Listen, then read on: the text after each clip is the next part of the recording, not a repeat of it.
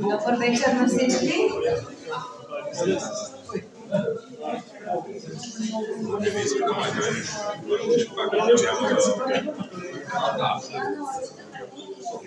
Днес известно бях дала много тази част, да е по-пространно, малко по-светло. Микрофона е изготвен, обаче по-възможно. Добър вечер, братче на всички още веднъж. Много се радвам, че времето днес беше 20 градуса. Разразихме се малко, не зъзнем. Който не сме се виждали, да ви пожелая, че Баба Марко, професионално сме махненски месец и много здраве.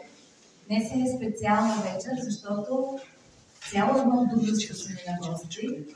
Фотографско дружество Русе ни гостуват с тяхната сборна изложба. С поставена тема е много трудно да се работи, но резултатът е разкошен. Така че давам думата на господин Молнар, за да разкаже малко повече за работата и за дружеството. Здравейте! Венеде Молнар е един от организаторите, да го кажем, на градското фотографско дружество, което тия дни някъде празнува първият си рожден ден. Действително, преди една година направихме в първия вторник на месец март първата си сбирка и вече правим това една година.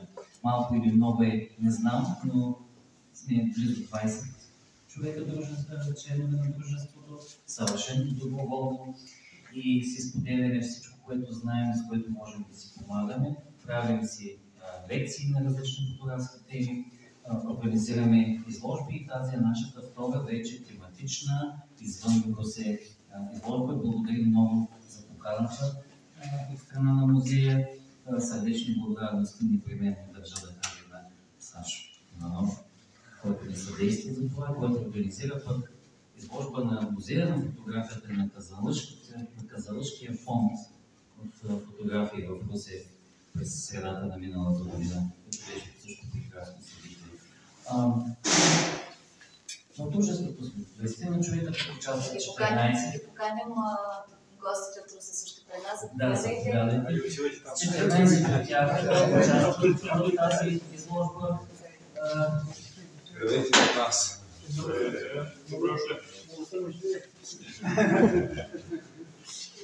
И темата на изложбата, предполагам сте видяли, е силует отражение. Всеки един да интерпретира собствения си стил, собствения си поглед в Надявам се да ви се харесва. Заповядайте, разгледайте, питайте ни, ползвайте и бюфета, който сме подготвили, за да може да придобие малко по-добро настроение още. И това да пожелаем успех на изложбата. Благодаря още веднъж за тази възможност.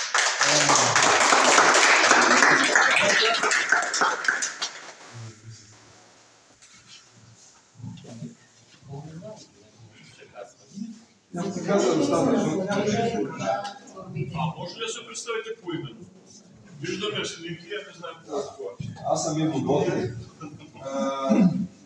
Там в салон малко кадри, да, точно господата където е.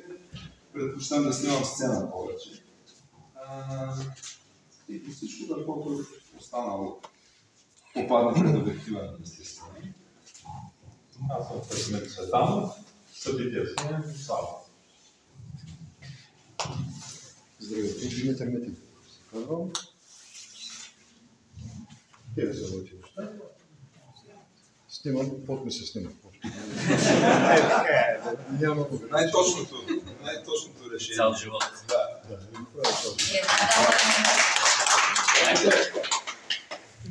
Анна се казвам, снимам семейство и деца и този устрем отзад е мой.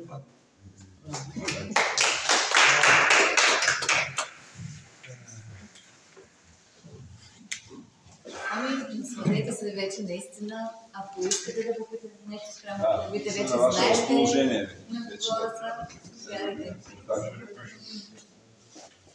Благодаря много. Пишите.